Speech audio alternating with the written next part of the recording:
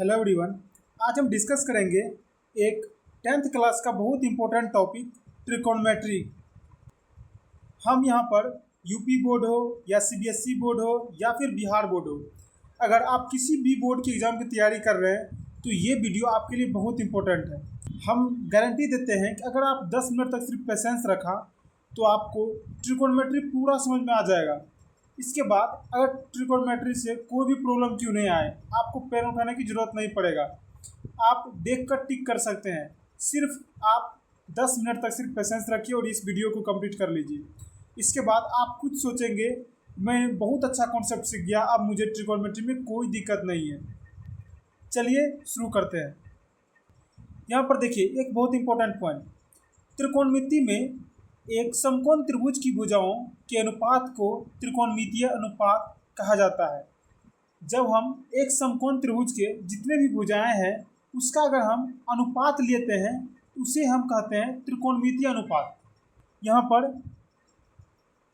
A B C एक समकोण त्रिभुज है जिसमें ये मेरा लंब है और ये आधार है और ये मेरा कर्ण है।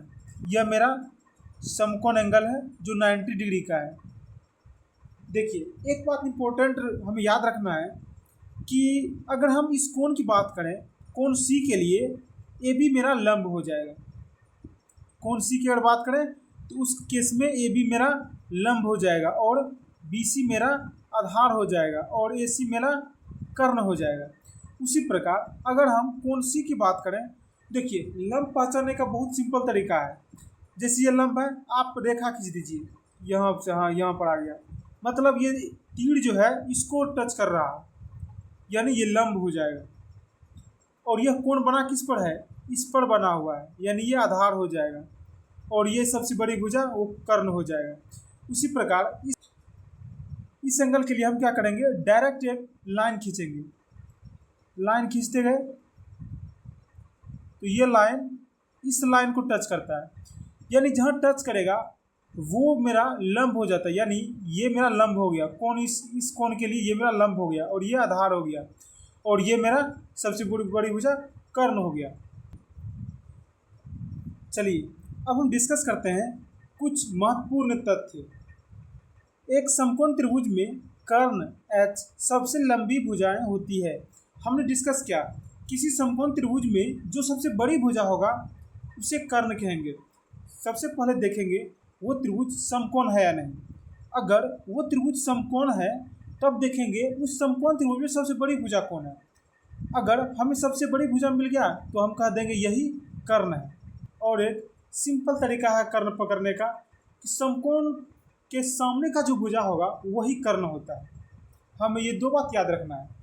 अब देखिए नेक्स्ट पॉइंट है कि लंब पी और आधार बी कोण थीटा पर निर्भर करते हैं। हमने डिस्कस किया किसी समकोण त्रिभुज में कौन लंब होगा, कौन आधार होगा, कौन कर्ण होगा। कर्ण तो हम पहचान सकते हैं कि सबसे बड़ी भुजा है, लेकिन लंब और आधार जो है ये डिपेंड करता है कि किस कोण की हम बात कर रहे हैं। जैसे मान लीजिए एक समकोण त्रिभुज है, हमने पहले डिस्कस कर चुके हैं पहले। अगर हम इसे लंब कहेंगे किसके लिए, तो इस कोण के लिए, यानी लंब और आधार जो है यह एंगल पर डिपेंड करता है। इस एंगल के लिए ये लंब हो गया, जैसे ए बी सी लेते हैं और ये समकोण त्रिभुज है तो कोण सी के लिए ए बी लंब हो गया और कोण ए के लिए बी सी लंब हो गया और ए बी आधार हो गया। यानी लंब और आधार डिपेंड करता है एंगल पर। वही लिखे हैं यहाँ सेकंड पॉइंट में, लंब पी और आधार बी कोण थीटा पर निर्भर करते हैं। यदि कोण थीटा तो ए बी लंब और बी सी आधार है, यानी कोण थीटा के लिए इस अगर ये एंगल थीटा मान है तो इसके लिए ए बी मेरा लंब हो गया और बी सी मेरा आधार हो गया। चलिए अब हम नेक्स्ट पॉइंट देखते हैं। आपको सिर्फ 6 फॉर्मूला हम देंगे, उस 6 फॉर्मूला को आपको याद रखना है। इसके बाद ऑब्जेक्टिव बनाने में आपको थोड़ा सा भी दिक्कत नहीं होगा। 6 फॉर्मूला को याद रखने का भी तरीका बताएंगे, आपको रटना नहीं है। आपको कुछ ट्रिक हम बताएंगे, उस ट्रिक के बेस पे आप फॉर्मूला को वैसे देख कर समझ सकते हैं, अपने मन से लिख भी सकते हैं, याद रखने की कभी जरूरत नहीं पड़ेगा आपको। सिर्फ यहाँ देखना है, पहले हम देखेंगे साइन। जब भी साइन हमको बोलेगा हमें याद रखना है लंब बटा कर्ण। सिर्फ 3 पॉइंट आप याद रखिए। जैसे साइन थीटा बोलेगा तो हमें लंब बटा कर्ण याद रखना है, कॉस थीटा आधार बटा कर्ण याद रखना है, टेन थीटा लंब बटा आधार रखना है। अब आपको कोई फॉर्मूला याद रखने की जरूरत नहीं है। नेक्स्ट फॉर्मूला जो 3 फॉर्मूला आएगा, कॉट का, सेक का, कोसेक का, वो आपको याद रखने की जरूरत नहीं है, आप खुद समझकर याद रख लेंगे। सिर्फ आपको 3 पॉइंट याद रखना है। जैसे यह साइन थीटा है, इसका जो उल्टा होता है वह होता है कोसेक थीटा। इसके बाद कॉस थीटा का जो उल्टा होता है वह होता है सेक थीटा, और आपको टेन थीटा का उल्टा लिखना है कॉट थीटा। अब देखिए याद कैसे रखेंगे। जैसे साइन का अगर लंब बटे कर्ण हो गया तो मेरा कोसेक थीटा का कितना होगा, कर्ण बटे लंब हो जाएगा, यानी उल्टा हो जाएगा, कर्ण बटे लंब हो जाएगा। सिर्फ आपको उल्टा कर देना है, इसको उल्टा कर देना है।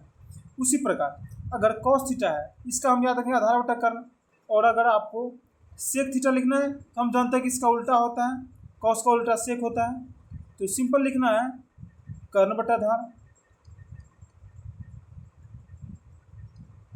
आधार। उसी प्रकार टेन थीटा होता है लंब बटा आधार, तो अगर कॉट थीटा का लिखना होगा तो हम क्या लिखेंगे, आधार बटे लंब, आधार बटे लंब। तो आपको बस ये 3 याद करना है, बाकी ये सब जो है आपको उल्टा याद रखना है, उल्टा होता है, बस इसी से आप ये लिख सकते हैं। हमने जितने भी पॉइंट डिस्कस किया, हम उस सारे पॉइंट को एक जगह लिख भी दिए हैं, ताकि एग्जाम के समय आप सिर्फ PDF अगर खोल कर एक बार देख लेंगे तो आपको फिर देखने की ज़रूरत नहीं पड़ेगा। इसलिए हम नोट में प्रॉपर तरीक़ा से लिख दिए हैं ताकि आपको दिक्कत नहीं हो। यहाँ पर साइन थीटा लंब बटा कर्ण, इसे शॉर्ट फॉर्म में P/H भी कहते हैं। कॉस थीटा आधार बटा कर्ण, इसे शॉर्ट में B/H भी कहते हैं। टेन थीटा लंब बटा आधार, इसे शॉर्ट में P/B भी कहते हैं। कोसेक थीटा साइन का उल्टा होता है, तो यहाँ लंब बटा कर्ण है, तो यहाँ पर क्या हो जाएगा, कर्ण बटा लंब उल्टा हो जाएगा, यानी H/P हो जाएगा। यहाँ पर लिख भी दिए हैं ताकि आपको याद रखने में दिक्कत नहीं होगा कि साइन का व्युत्क्रम में होता है। जैसे यहाँ पर सेक थीटा है, हम जानते हैं कि सेक थीटा जो होता है वो कॉस थीटा का व्युत्क्रम होता है।